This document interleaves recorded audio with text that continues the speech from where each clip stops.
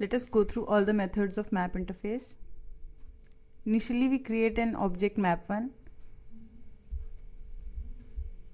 Using the put method, we store 3 key value pairs in our object map1. Using the size method, we check the size of our object. Since there are 3 data sets, we get the size as 3.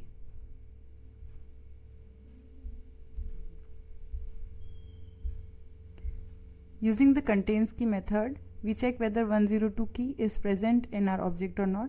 Since it is present, we get a value true. The conditions become true and the execution goes to the next line.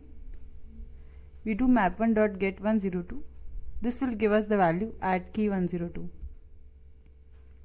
Using the contains value method, we check whether the value Java is present in our object or not.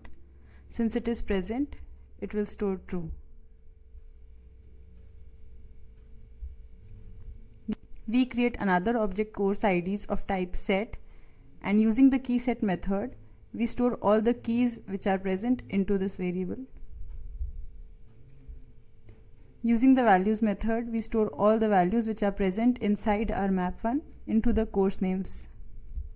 The remove method helps us to remove the data set at the particular key. Since we pass here 103, so the key value pair at 103 will be removed.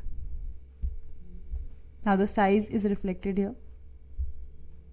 We then create another object map2 and store 2 more values inside this.